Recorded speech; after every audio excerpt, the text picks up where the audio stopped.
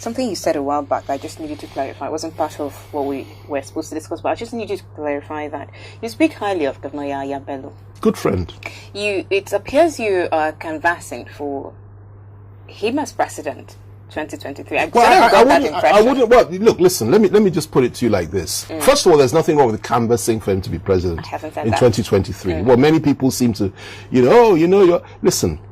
I've told you, I know virtually every player on the block. I've been in this game for 30 years. And I saw what he did. It's not because he's my friend or like a younger brother to me. It's not because of that. I like him. We're very close. But it's not because of that. I saw what he did. Many of the governors are my friends. Many politicians are my friends. But I saw what he did in those 3 or 4 days.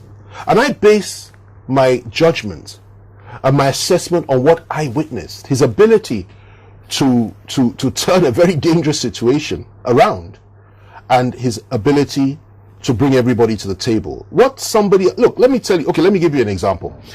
And you can cross-check, you can confirm this. The people that did the embargo, they're still alive. Speak with them. And there are many involved, people like Comrade Abdullahi, the leader of the Northern Consensus Group, and so many others, and the unions, they're all there. Ask them. They went as far as to say they will not sit with any other person except Yahaya Bello. I was there. When we went to the villa afterwards, they repeated it to the villa with good results. They told them, if not for Yahaya, we wouldn't even sit with anybody. We're fed up with government. We're fed up with everybody. We don't trust anybody. Yeah? He managed to bring them to the table, and they were comfortable with him, and he honored his word to them.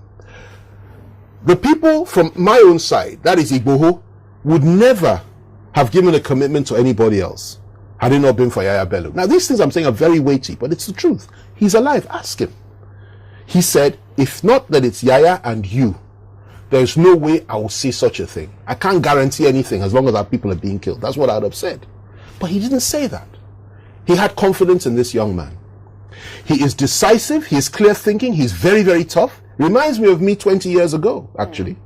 And misunderstood by so many people. And of course, he has enemies everywhere, like any young man would be. He would have in a political. So even enemies within his own party, within the PDP, everywhere.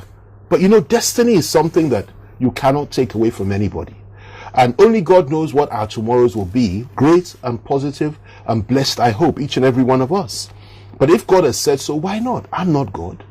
He's a good man. And he will do a good job as leader of this country.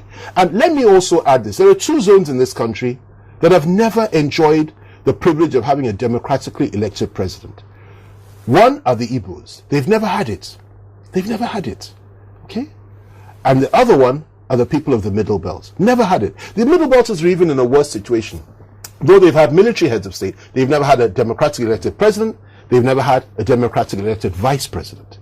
So it seems to me that both the Igbos, the Southeast, and the Middle Belt have a very strong claim on this thing now. But, it's left to the parties to decide. I mean, who am I to decide for them?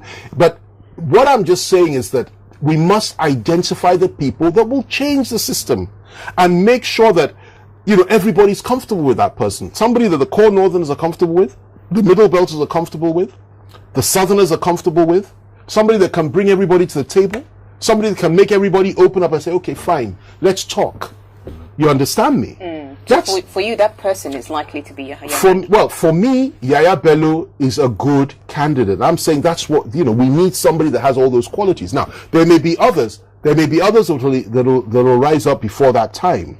But what I'm trying to tell you is that when I look at all the other names that are being bandied about and mentioned, and of course you have others in the Southeast, you have a man like Ugwai, excellent governor, one of the most, if an Igbo man is to be president tomorrow, I would recommend him any day. You have a few others too, Umahi and a few others, but Ugwai is exceptionally good, and you have Yorubas like Sheima Kinde and others and Kayode Fani. But let me tell you, okay, the important thing for us to do now is first fix our country. Get rid of the terrorists. Fight this insurgency. Bring us all back together again before we even begin to talk about 2023. Because you see, it's a long way away. And we keep praying, we keep hoping. Many will view this and say, look, he's talking about 2023. Will we even have a country left at that time? And they have a very good point. My projection, and I'll say it again, just so it's clear to your viewers, that if we don't do something about the situation fast, I don't think we'll get to 2023. I think this country will end up in a very brutal civil war.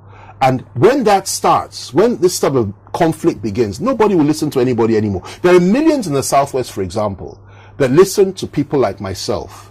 We say, okay, let's restructure the country. Let's work together. Let's, if you want self-determination, maybe later on down the line, we might even make you change your mind. Let's try and manage it. But if it gets to a point that blood is being spilt over and over again, they will just simply say, we don't want to hear your voice anymore.